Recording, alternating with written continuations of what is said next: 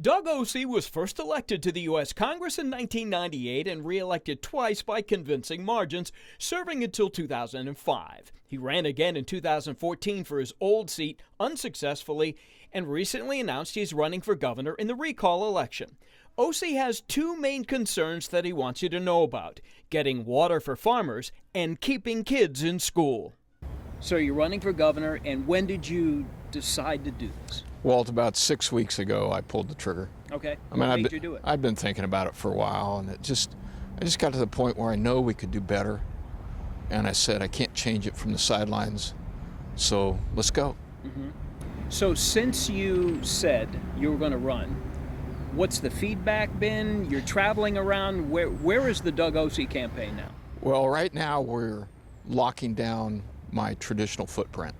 So we're spending a lot of time in the ag areas, Northern California, Central California.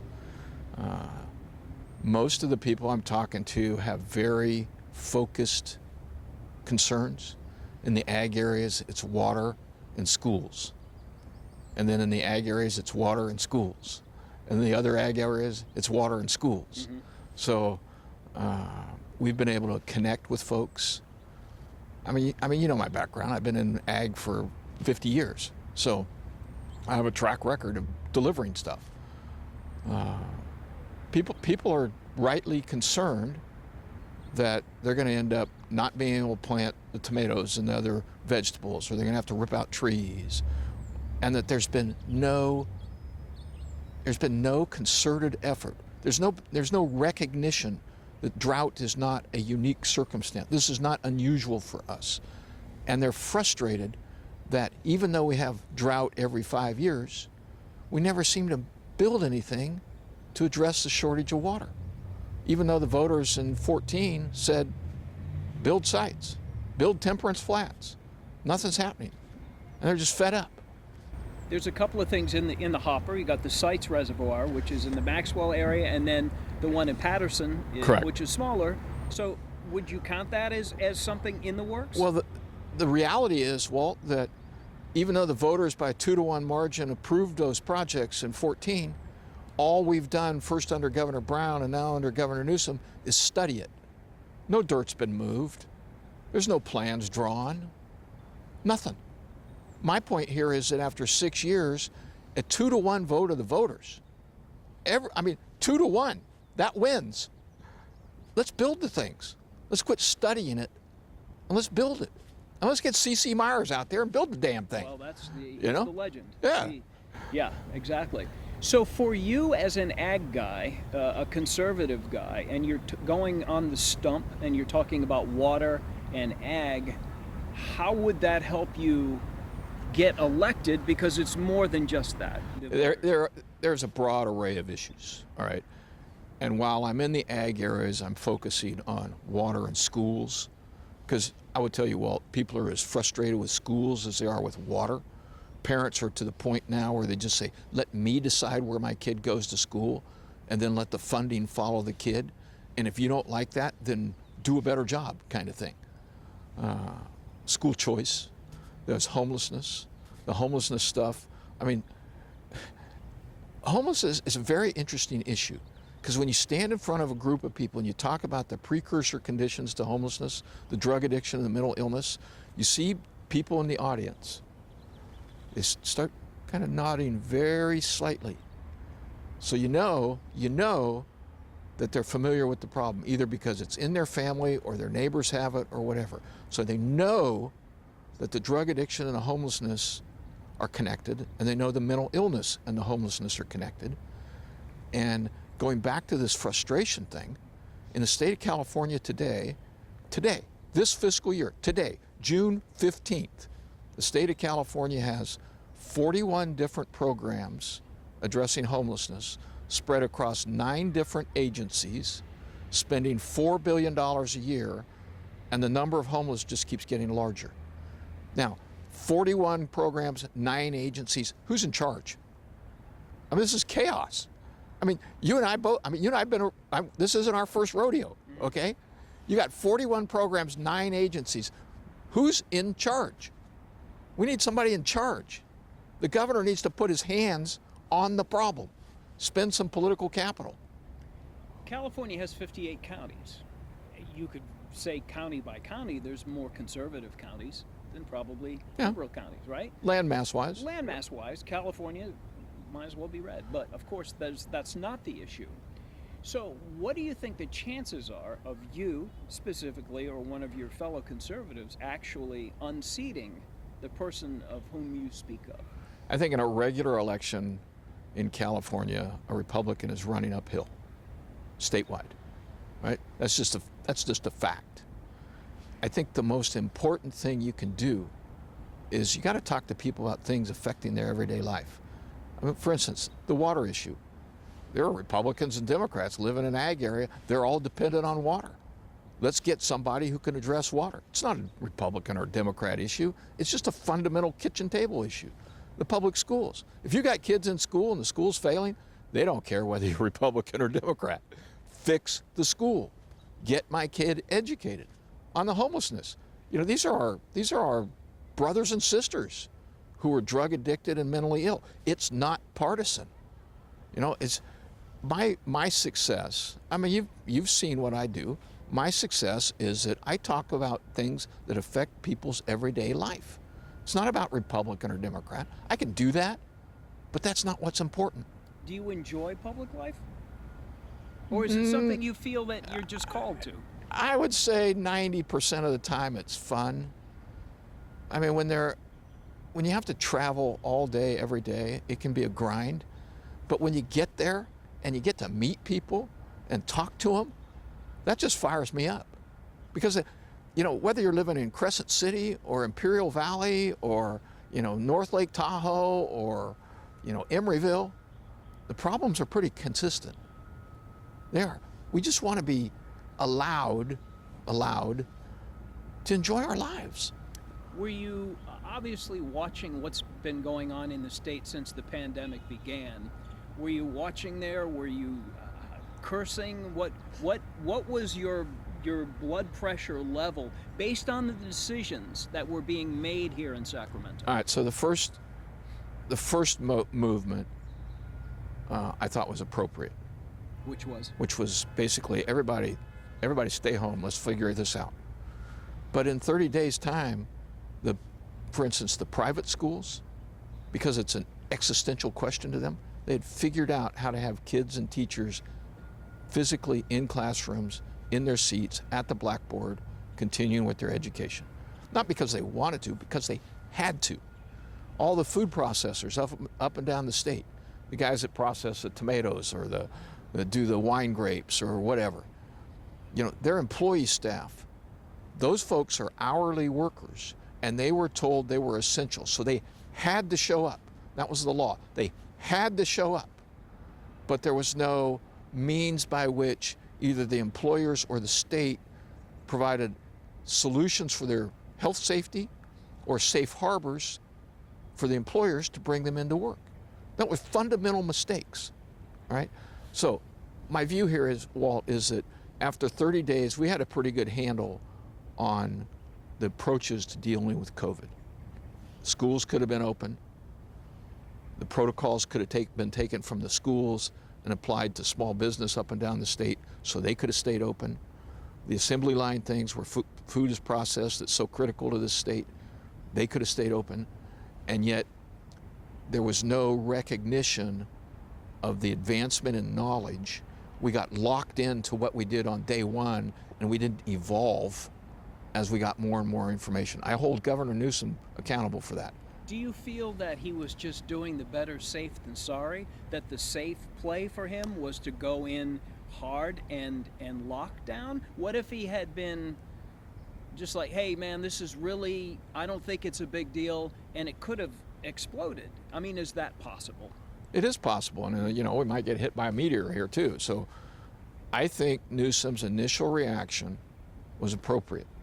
I fault him for not learning as he went, right? He got locked in to a one-size-fits-all response, which is lockdown, nobody do anything. And the evidence that came forward was that, no, we can do stuff. For instance, the situation in Los Angeles is far different than the situation in Lassen County. or the situation in Lassen County is far different than it is in El Dorado County. And yet the approach, the government edict was, we will only do that which is appropriate in LA County. Well, that wasn't right. That was shown to be not right. And Governor Newsom did not evolve. And I hold him accountable for that, because that cost a lot of people a lot of money and a lot of jobs. There's a lot of people that would look at the governor and say, you know what, if I were governor, I don't know that I would have done things differently, or maybe I would have. Policy, whatever. What about, there are people that don't like him personally. I mean, there are things he does which are prickly. They seem to be, fill in the answer here. Well, I don't know Newsom personally. Okay. I've studied him from afar. I think he has, so one of the keys to my success, both in private and public life, is that I listen to everybody. I mean, if somebody says something that piques my interest, I turn and I stop and I say, expand on that. I think one of the failures that Newsom did was his circle of advisors is very tight. It's very small. He didn't have a sufficient universe of input, and it cost this state terribly as a result. For you going forward, trying to garner as much conservative support as you can in this recall coming up, how much of a wagon are you going to hook up to the Trump pickup? I mean, what do you do with that? You have no chance of winning anything unless you have those people. So, is that true? So let's walk through that. Okay. All right? So politics is additive. You have to start with this, and then you add, and then you add, and then you add. You got to make your case every time you add somebody. I was the state chairman for Trump. I was the state chairman for Trump in 2016. Mm-hmm. For me, the dynamic was Hillary Clinton or Donald Trump. All right? I know Hillary Clinton. I have dealt with Hillary Clinton and John Podesta and the rest of the Clinton team. I had a sense of who Trump was. I knew I didn't want this. And I knew after Governor Bush dropped out that I thought Trump was the only guy who could win. And my judgment proved correct. It's interesting, even today I get criticized for having been correct, but okay, criticize me for being correct. I think in California, for a Republican to win, they have to acknowledge the good things that President Trump did, you know, above all other things. I mean, go back to Dwight Eisenhower. When he left office, he warned us about the military-industrial complex and permanent war. And I know the kids that got buried here because of what we did in the Middle East. I mean, I went to their funerals. Trump broke the continuum. And for that, I am grateful. I mean, we cannot be a country that's always at war. In addition to that, Hispanic unemployment, historic lows. Black unemployment, historic lows. Economic growth, significant across all cohorts of the population. Did people get wealthy or wealthier? Yes. Did the cohort down here at the relatively low levels get raised up? Yes. Is that happening now? No, it's not. There's a schism in our society, and it's a problem, and we need to deal with it. But I mean, back to your question about Trump. Yeah, I supported Trump. If it was Trump versus Clinton again, I'd support Trump again. Neither of them's perfect. I mean, we're not talking about church here. No, we're not. You know? Definitely not. So in order for you to reach out and be a successful candidate, I mean, first of all, you would have to get through the Republicans that you're not lumped in with, but there are others who are running. What will separate you from a Falconer or a Cox or Kevin Kiley or anyone like that? Well, what I bring to the table is a track record of success. All right. On the private side of my private affairs, I've been very successful. When I was in office, I was very productive. All right. For instance, when I was in office, I was part of the team that got tax cuts. when I was in office, I wrote the Specialty Crops Competitiveness Act that opened up all sorts of opportunities for the 300 plus crops that are grown here in this state.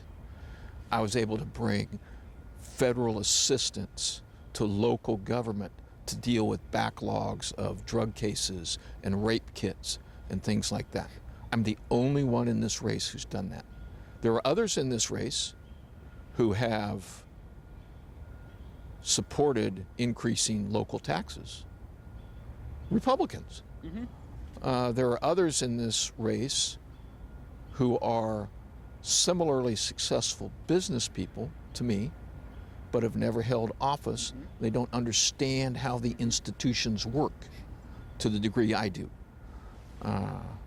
And there are some in this race who just, I can't believe this in a Republican, who didn't support protecting Prop 13. When given the chance to protect Prop 13, they went and played golf. I find that just amazing.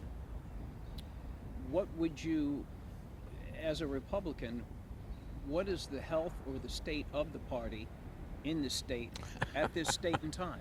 That's a great question. So you think, but you were here in Sacramento when I ran in '98. Mm-hmm. I was not the chosen one. Okay, I mean that's just the way it was. And I remember the battles. Mm-hmm. But the fact of the matter was, when I ran, I'd been in this city for 42 years. There wasn't a scintilla of evidence of any scandal, fraud. You could go down the street and you could see the projects I'd been involved in that were successfully completed. I made my case and the voters responded positively. I think the same dynamic exists today. People want somebody who can get stuff done. You know, politics is a very tedious business, all right? There's lots of, like, well, we have to do it this way, or, mama's nose is out of joint over here. And you just can't get bogged down in that. You got to stay on the goal. Good advice. Stay on the goal. Deal with this, but don't let that become the dominant thing. Stay on the goal. What do we need to do today? We need our kids back in school. I mean, your kids need to be back in school. We need kids in the classroom. We need parents to have choice as to where their kids go to school, rather than be told where they have to go to school. We need to have the funding follow the kids to the school that the parents choose. We need to build new water storage, which the voters approved 6 years ago. We need to stop releasing prisoners from state prison before they've finished their sentence, because just frankly, they're showing up in our homeless encampments and they're preying on others and they're making a mess of our communities, and the decision to release them, while essentially a precautionary move, was proven to be unfounded. I mean, just get something done. You mentioned reopening schools, reopening businesses. Now, as we move closer to a recall date, the schools are open and the businesses are open, which is fortunate timing for the incumbent. If this recall election had been held several months ago, we might be having a different conversation. The timing for you probably isn't as good as it would have been several months ago. So let's be clear. Okay. The fact that the recall has forced Governor Newsom to change his policies and his approaches so that schools will now be open, hopefully in August, and the businesses are open today, that's a good thing. Mm-hmm. That's how politics is supposed to work. Is pressure supposed to be applied and policies are supposed to be changed. All right? So let's not put my political ambitions against something that happened that's good. Because having kids back in school, that's my goal. Having businesses open, that's my goal. I just wish it hadn't taken 12 months to get here. Do you feel that this was a necessary attitude adjustment for the governor? No, I think the governor, until he realized how vulnerable he was giving us all the brush off. None of this has happened until the last 30 days. So the recall in of itself, whether it's successful or not, has been successful. Has been a wonderful opportunity for certain politicians to change their positions. To be humbled. Is humbled the right word? Humbled is a good word. Politicians need to be humbled. I mean, I speak from experience. There are things that I did that I, in hindsight, wish I hadn't done. And it was explained to me subsequently, and I got the lesson. And I was younger then. I think humility is a very important aspect of a person who serves in office. So between now and whenever we have this recall election, hopefully we'll know the date soon. Where will we find you? Are you going to be in Republican strongholds, shoring up support, or will you be in enemy territory trying to talk to people? I'm going in the lion's den. You are? Okay. Yeah. You can't win as a Republican in California. You cannot win if you don't go talk to people who probably wouldn't ordinarily vote for you. It's additive, all right? 25% doesn't win. Well, it might in a recall, but in normal circumstances, it doesn't win. And with all due respect to the others, I got elected as a business person running for office. I won with 53. People saw what I could do. They reelected me with 58. They saw what a little seniority gave me the advantage to do. They reelected me with 63. So I draw from lots of different sources here. All right. I am not. I can remember the brass knuckles when I ran in '98. I was not the chosen one. I'm still probably not the chosen one. I'm not, the consultants and the other grifters, if you will, that run the parties, whether the Democrat or Republican. Why wouldn't you be? Because I won't put up with their crap. Okay. I just won't put up with their crap. When they say, well, we got to do this for this reason, I said, no, you don't. We got to do that because you're working for somebody whose interests are served by that. We don't have to do that. That helps one person. How about these other 37 people over here? I just won't put up with that crap. Crap. It is crap.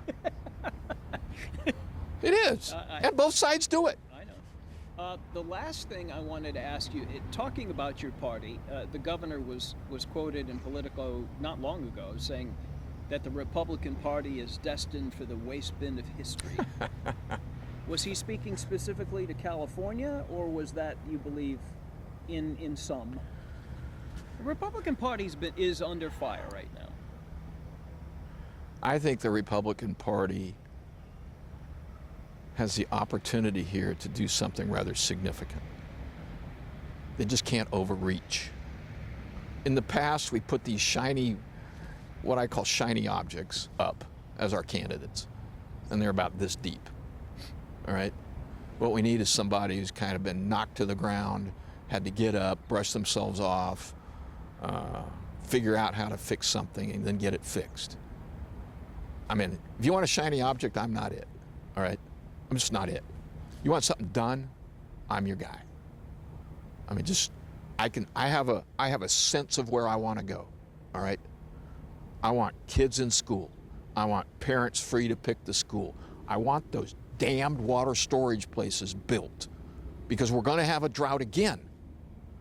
It's going to rain, and then we're going to have another drought. And I don't want to have this argument again. It's like discussing with your children their behavior. You talk to them, and they're good for a week, and then they revert. And then you got to talk to them again, and then they revert. Well, after the third or fourth time, you get really tired of it.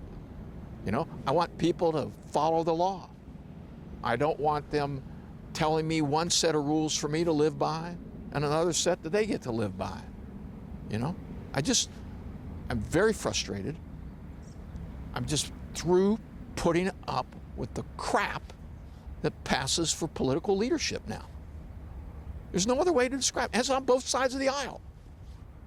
We got grifters over here lining their pockets, running campaigns on this side, and we got the same group over here doing the same. And when the cameras are off and the newspaper reporters aren't there, the people who are running the grift on this side and the people running on the grift on that side are talking to each other about how to make the grift better, instead of talking about how do we make life better? How do we make housing affordable? How do we make fuel cost $3.50 instead of $5? How do we make a gallon of milk cost $3 instead of $5 a gallon? What about a dozen eggs? How come my kid can't go to the park because we got all those damned homeless there who are shooting up and leaving their needles in the play area? I'm fed up. I mean, look, this isn't my first rodeo, all right? I work with anybody who is seriously interested in making this place better. I don't care whether you're Republican or Democrat. You can be from Crescent City or LA. I don't care. If your intention is to help make this place better, let's sit down and make it happen.